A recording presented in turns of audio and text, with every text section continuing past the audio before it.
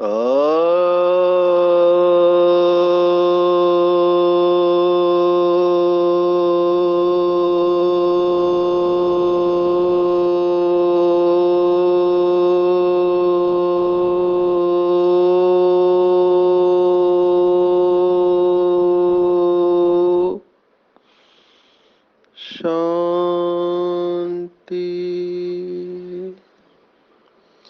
आज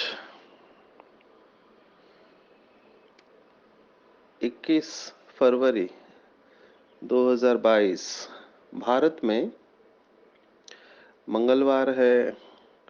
today is 21st February 2023 and it's Tuesday in Bharat.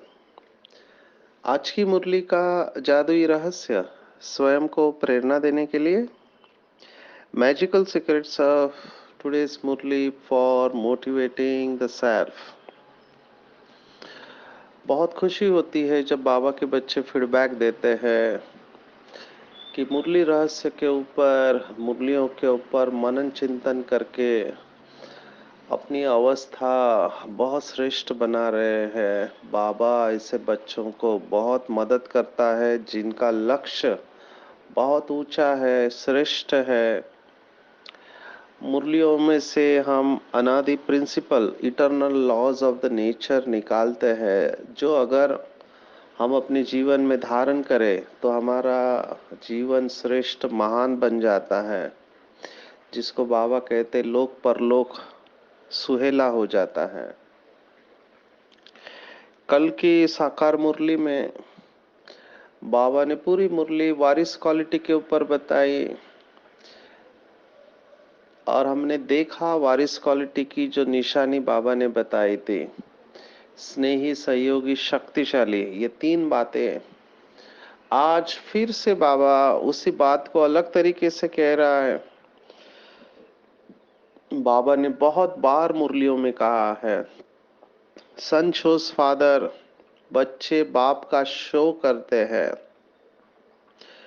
बाबा ने कहा कि बाबा की प्रत्यक्षता बच्चों के द्वारा ही होगी।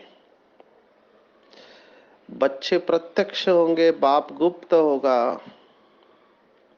जैसे महाभारत के युद्ध में हमने देखा है कि महाभारत के युद्ध में 5 पांडवों की विजय हुई और दिखाया कि श्री कृष्ण उसने युद्ध में हिस्सा नहीं लिया, पर हम सब जानते हैं कि पांडवों की विजय जो हुई वो श्री कृष्ण की वजह से हुई। हर वक्त, हर संकट की घड़ी में, फिर वो जयद्रथ का व्रत हो, वध हो, या फिर द्रोणाचार्य का हो, या फिर भीष्म पितामह का हो, हर एक को मारने के लिए निमित्त श्री कृष्ण था, उनकी आइडियाज थी। यहाँ पर भी भले बच्चे दिखाई दे रहे हैं, लेकिन उनके पीछे जो शक्ति है वो है बाबा। बाबा गुप्त है, बच्चे प्रत्यक्ष है। तो बाप बच्चों के द्वारा ही प्रत्यक्ष होगा, ऐसे बाबा ने कहा था कि पहले बच्चे, और लोग पूछेंगे कि इनको इतना शक्तिशाली बनाने वाला कौन? तो ब्रह्मा बाबा और शिव बाबा, और फिर लास्ट में कहेंगे सभी मिलके कि हमारा बाबा आ गया, हमारा बाबा आ गया। ये सब बाबा ने मुरलियों में बताया हुआ है। आज बाबा ने अपना सीक्रेट फॉर्मूला बताया है कि कैसे बच्चे आप समान या बाप समान बन सकते हैं। भगवान को गरीब नवाज कहा गया है, गरीबों का भगवान है। पर कौन से गरीब? ये धन की गरीबी तो है ही है, लेकिन साथ में मूल्यों की गरीबी भी है। इस समय मनुष्य आत्मा अंदर से खाली है, बैटरी डिस्चार्ज है, ये भी एक गरीबी है। इनफैक्ट वास्तविकता में जब अंदर से खाली होती है तब धन की भी कमी हो जाती है। पहले अंदर से खाली होते हैं। जब हम भरपूर थे सतयुग में, अंदर से भरपूर थे, तो प्रकृति दासी थी, धन था वो हीरे मानिक मोती, उसके बाद स्वर्ण मुद्राएं आई, फिर चांदी आई, फिर तांबा पीतल आए, उसके फिर लोहे के आए कॉइन्स, उसके बाद तो इतनी गिरावट की कागज का मनी आया, कागज के नोट, उसके बाद अभी प्लास्टिक मनी है वो भी गया, अभी डिजिटल करेंसी है जो दिखाई नहीं देती। डिजिटल करेंसी तो कहां से कहां पर हम आके गिरे हुए हैं। तो गरीब है, तो ऐसे गरीब बच्चों को अमीर बनने का तरीका बाबा बता रहे हैं।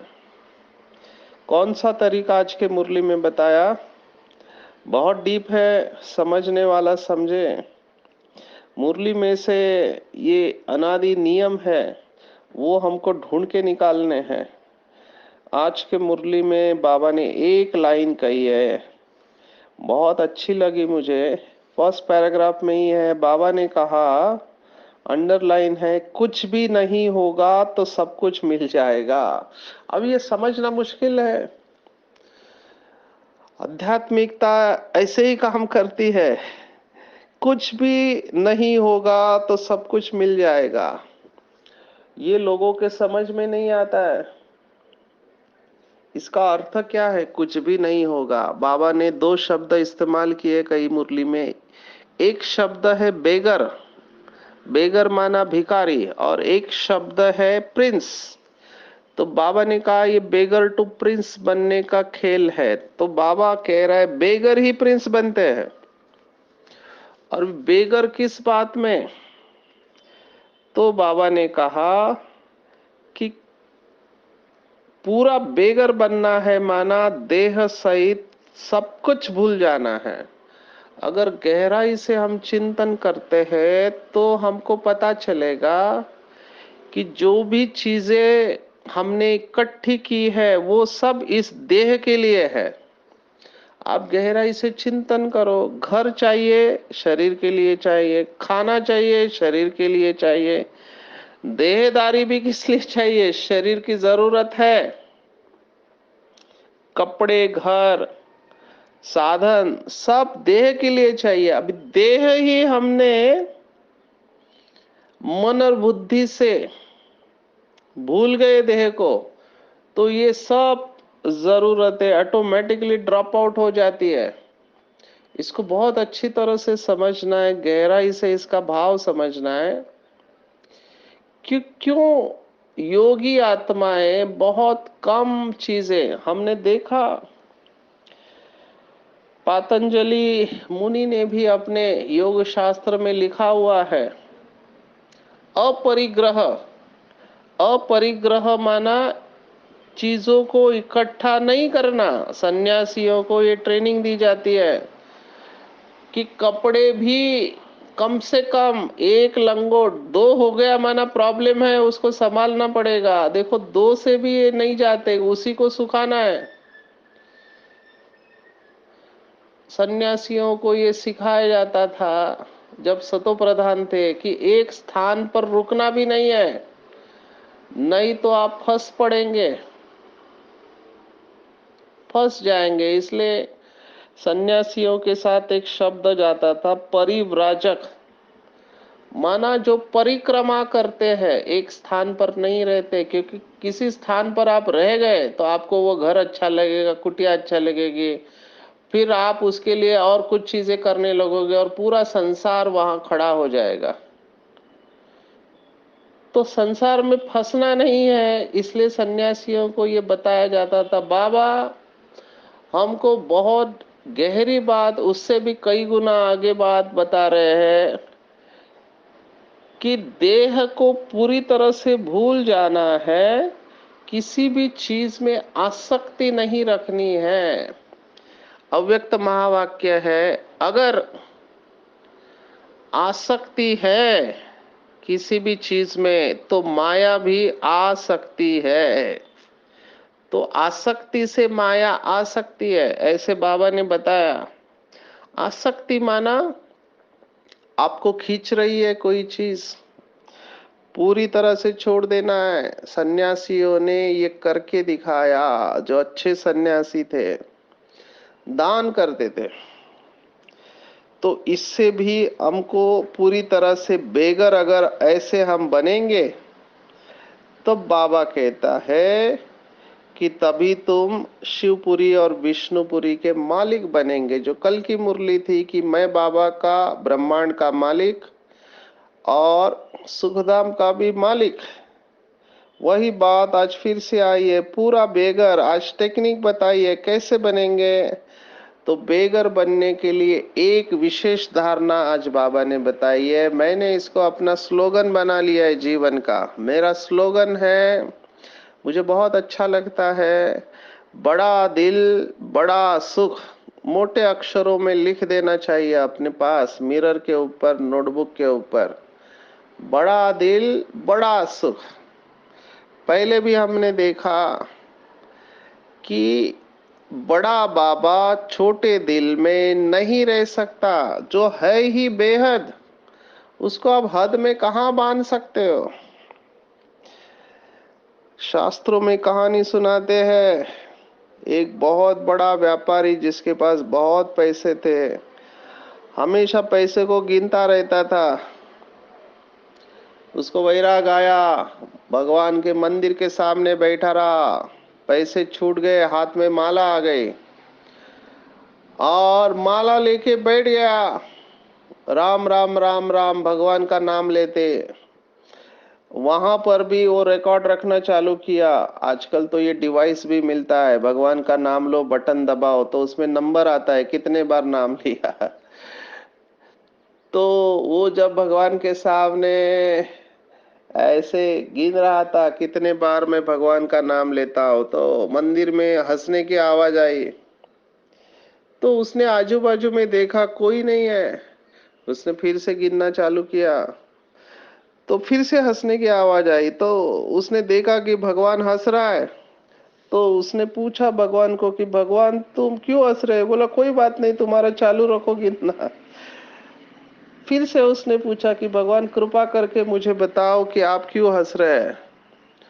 तब भगवान ने कहा कि तुम पहले धन के पीछे पागल थे, उधर भी तुम धन नोट गिनते थे। तुमने धन तो छोड़ दिया, लेकिन तुम्हारा गिनना अभी तक बंद नहीं हुआ। यहाँ आके भी तुम गिन रहे हो कि भगवान को कितने बार याद किया। अभी इस भाव को समझना है।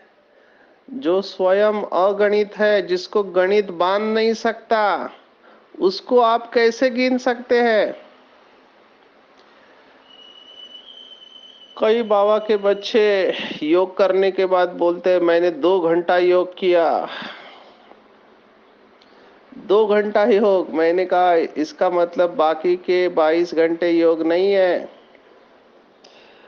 योग घड़ी देख के योग नहीं करना है। हमारा योग उस समय बाबा के साथ है या घड़ी के साथ है। मैं अमृत वेला घड़ी देख के योग नहीं करता, मैं बैठ जाता हूं।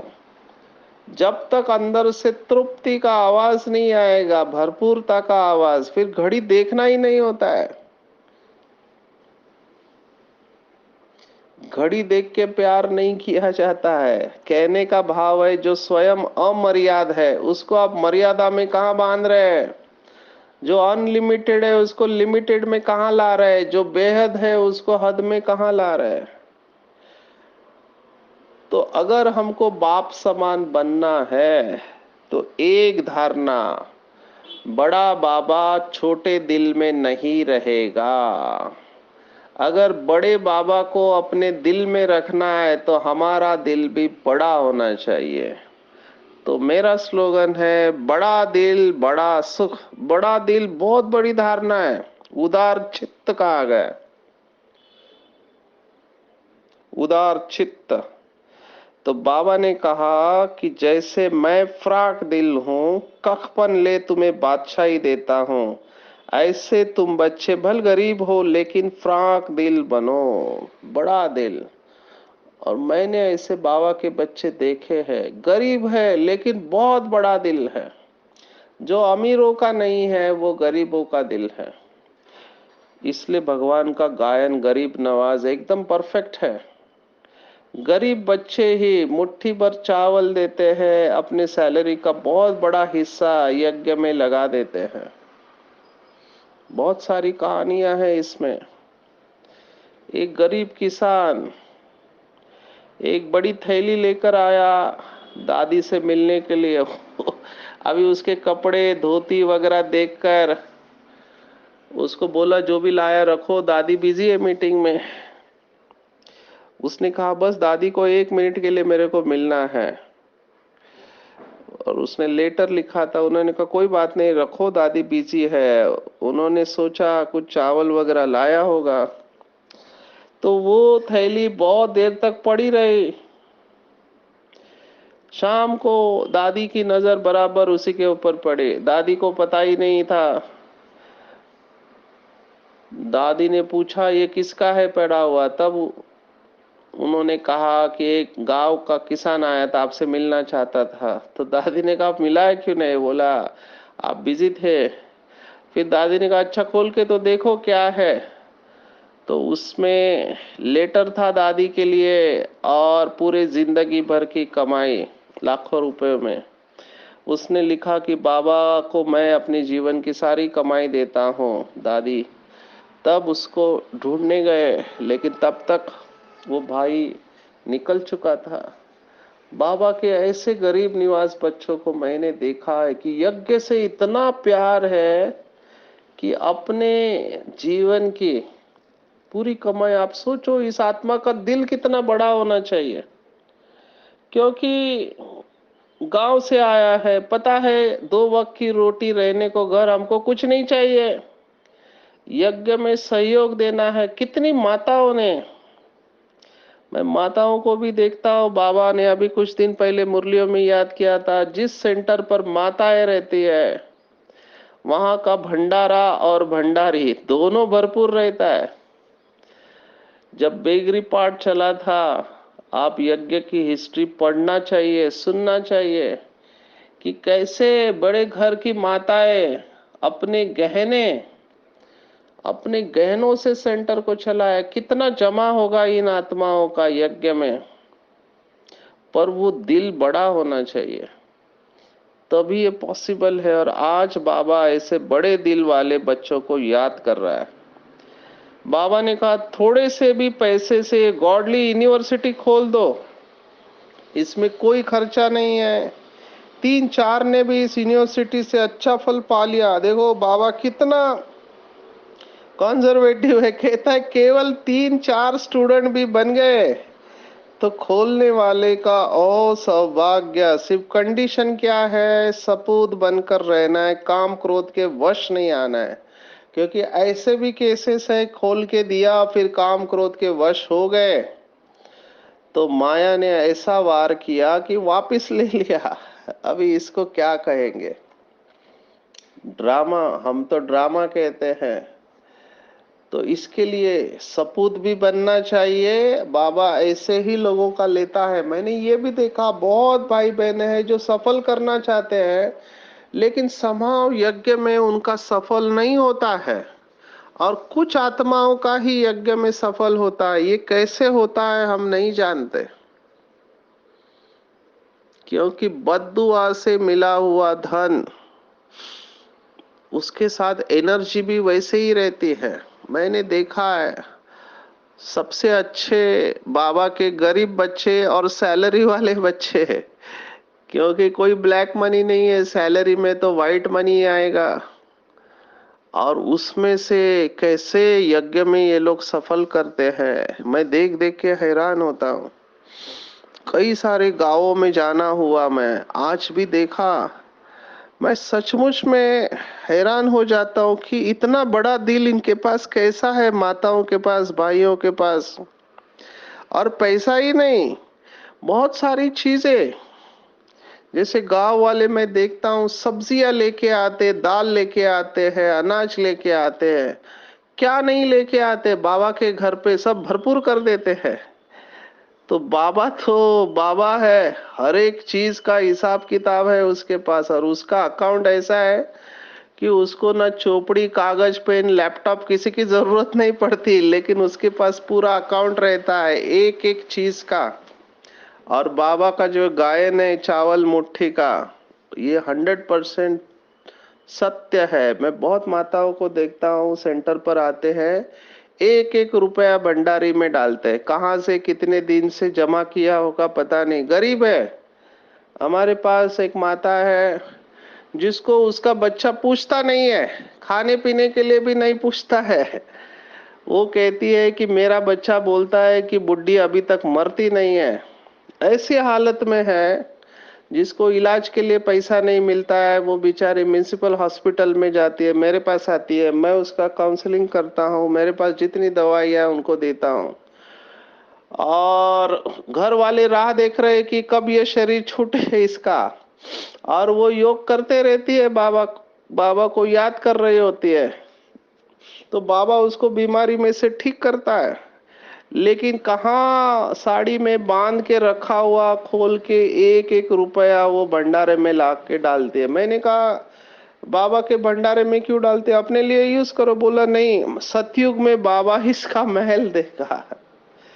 तो देखो, ऐसे बच्चे मैं मिलता हूं तो मैं सोचता हूँ बाबा इनको कितना प्यार करता होगा। उनको चलने में भी तकलीफ है, सांस फूलता है, लेकिन रुक रुक के आते रहती है। तो मैं, और वो माता जो है पढ़ी लिखी नहीं है, कहती है मेरे को योग लगाना नहीं आता है, तुम मुझे कुछ लिख के दे दो, मैं उसको रोज पढ़ा करूंगी। तो मैं उसको कमेंट्री लिख के देता हूँ, बंधन कैसे काटने का, योग कैसे लगने का, वो पढ़ते रहती है। तो मैं सचमुच में ऐसे आत्माओं को जब देखता हूँ तो मैं सोचता हूँ कितना प्यार बाबा इनको कितना देता होगा। तो हमको भी ये बड़ा दिल की धारणा बहुत इंपॉर्टेंट है। रिलेशनशिप्स में भी ये बड़ा दिल बहुत काम करता है। जिनको प्रॉब्लम है, एक दूसरे के साथ बनती नहीं है, क्यों नहीं बनती है, क्योंकि माफ नहीं करते हैं। वहां पर भी बड़ा दिल वाले जो होंगे वो सहज ही माफ कर देंगे। तो बड़ा दिल एक बहुत बड़ी धारणा है। बड़ा दिल केवल दान के लिए नहीं है, केवल धन से सहयोगी बनना ने, हर चीज में बड़ा दिल है। तो बाबा ने यहां तक कहा है कि जिसका दिल बड़ा होता है उसे कभी भी किसी चीज की कमी नहीं पड़ती है। यहाँ पे मैं और एक स्लोगन बताना चाहूंगा। पहला स्लोगन हमने देखा, बड़ा दिल बड़ा सुख। दूसरा स्लोगन वो है, देना ही लेना है। वैसे गहराई में देखने जाओ तो देना है या मैं दे रहा हूं, ये भाव भी नहीं आना चाहिए। उल्टा मैं ये भाव रखता हूं कि बाबा अगर चाहता था तो किसी और को भी निमित्त बना सकता था, लेकिन बाबा मुझे यूज कर रहा है, ये मेरा अहो सौभाग्य। बाबा आपको बहुत बहुत थैंक्स, जो आप मुझे ईश्वरीय सेवा के लिए निमित्त बना रहे हो। फिर वो कोई भी सेवा हो, तन द्वारा हो, मन द्वारा हो, धन द्वारा हो, समय श्वास संकल्प के द्वारा हो, लेकिन निमित्त बनने का भी बहुत बड़ा भाग्य होता है। कल यहाँ पे एक इंडस्ट्रियल एरिया में हम गए, तो वो भाई देखो, वो मुरली वगैरह नहीं सुनता है क्योंकि बिजनेसमैन है। यहाँ सिंधी कम्युनिटी है, इनकी भी हिस्ट्री मैं देख के हैरान हूँ। जो आज बाबा ने मुरली में कहा ना कि हमारे देश से निकल जाओ, हिंदू यहाँ से निकल जाए, एग्जैक्टली इनके साथ ऐसा हुआ है। 1947 जब बंटवारा हुआ था तो इनकी एकड़ बहुत बड़ी जमीन जायदाद थी, सब छोड़ के जब उन्होंने आज मेरे को सुनाया कि हमको गेटवे ऑफ इंडिया में उतारा, वहां पे जो ट्रेन मिलती थी उसमें बैठ जाओ। अभी वो ट्रेन कहाँ जा रही है ये भी इनको नहीं पता। ये सिंधी कम्युनिटी जब आई तब उन्होंने कहा हम यहाँ, मैंने कहा यहाँ आए कहाँ से कोल्हापुर में, तो बोला हमको नहीं पता, हमारे बाप दादा को ट्रेन में बिठाया और उनको ये भी पता नहीं कोल्हापुर क्या है। यहाँ आए तो ना इनको हिंदी आती है, ना मराठी आती है, लोकल लैंग्वेज कुछ नहीं आती है। अभी करे क्या, तो इन्होंने रास्ते पर बैठ के वो गोली होती है लिमलेट की, छोटी छोटी गोलियां बेची, टॉफी बेचा, फिर कपड़े घर घर में जाके कपड़े बेचते थे। और आज ये बहुत बहुत रिच कम्युनिटी है यहाँ पे। पर वो कह रहे कि हमारे बाप दादा ने हिम्मत रखी, हमको तो भाषा भी नहीं आती थी। अभी यहाँ रहने के बाद, ये महाराष्ट्र का स्थान है कोल्हापुर, तो यहाँ मराठी भाषा चलती है, तो ये लोग अभी फ्लुएंट मराठी बोलते हैं क्योंकि इनकी जनरेशन यहाँ पे है, बच्चे भी यहाँ स्कूल में पढ़े हैं। तो ये बाबा जो कहता है मुरली में, ये बिल्कुल ठीक है। पर इन्होंने हिम्मत रखा ना, और आज ये जो भी है, देखो बाबा के लिए सहयोगी बने हैं ये बच्चे। तो हैदराबाद सिंध का बहुत बड़ा रोल है, बहुत सिंधी बिजनेसमैन, बहुत रिच है, अमीर है, और ये यहाँ पर सहयोगी भी बाबा के लिए बने। तो कल इनकी फैक्ट्री है, तो फैक्ट्री में मेरा सेशन रखा था, अभी ये भी आपको सुनाने का दिल कर रहा है। उनके परिवार में 40 लोग हैं, तो लेबर्स के लिए, वहाँ के उनके ऑफिस स्टाफ के लिए सेशन रखा था। तो वो 40 के सभी लोग आए थे मुझे मिलने के लिए। ये लोग, सेवा भाव बहुत होता है सिंधी कम्युनिटीज में। तो वो सुना रहे थे कि हमारी ये तीसरी जनरेशन है, लेकिन हमारे जनरेशन में कोई भी नशा नहीं करता है, और ये 40 के 40 लोग आपस में यूनिटी में रहते हैं। तो इतनी बड़ी फैक्ट्री जहाँ शिफ्ट में लेबर्स काम करते हैं, वहां पे ये भाई का भी संकल्प है कि बाबा का कमरा खोल दे। तो ये केसेस मैं रोज देखता हूँ कि बाबा के बच्चे कैसे बनते जाते हैं और कैसे बाबा इनको टच कराता है। तो ये सब बाबा ने जो कहा ना, बड़े दिल वाले, इनको कभी किसी चीज की कमी नहीं पड़ती है। एक्चुअली बहुत सारी बातें गुप्त है, मैं ओपनली आपको बता नहीं सकता, क्योंकि बताने से क्रेडिट मिलता है तो उसका महत्व कम हो जाता है। तो बाबा ने इस आत्मा के द्वारा भी बहुत सेवा कराई है। तो हर एक का कर्म बंधन अपना है। बाबा ने आज यहाँ पे थोड़ा अटेंशन भी खिंचवाया है। पैसे है तो सर्विस में पैसे को सफल करो, नहीं तो अपनी शक्ति के अनुसार बाबा को सहयोगी बनो। क्योंकि स्टेजेस से हम जाते हैं, कौन सी स्टेज, पहले वियोगी होते हैं, वियोगी से हम सहयोगी बन जाते हैं, जैसे इस आत्मा का सुनाया। सहयोगी के बाद इतनी दुआएं मिलती है तो अपने आप योगी बन जाते हैं, और योग में अगर हम फास्ट जाते हैं तो महायोगी बन जाते हैं। जो महायोगी सहज योगी रहते हैं, यही आज का वरदान है। तो बाबा ने कहा बच्चे, जो कल कहा था छोड़ो तो छूटे, उसी भाव को आज फिर से बाबा ने लिया है कि जो लोग सोचते हैं कि ये प्रॉब्लम सॉल्व हो जाए, मेरे बच्चे बड़े हो जाए, बिजनेस सेटल हो जाए, फिर मैं पुरुषार्थ करूंगा, गारंटी नहीं है आप तब तक बचोगे। जो भी करना है अब करना है, ये हमारा स्लोगन होना चाहिए। जो भी करना है अब, तीव्र पुरुषार्थी माना अब, ये ब्रह्मा बाबा का बहुत स्ट्रांग पॉइंट था। तो जो सोचते हैं कि ये छोड़े तो छूटे, ये टकराव छोड़े तो छूटे, बाबा ने कहा ऐसा नहीं होता है। बीके लाइफ में विघ्न समय प्रति समय भिन्न भिन्न रूपों से आने ही है। तो इंतजार नहीं करो कि ये ठीक हो जाए तो मैं ठीक हो जाए, नहीं, ये भी डिपेंडेंसी है। मुझे पास करना है।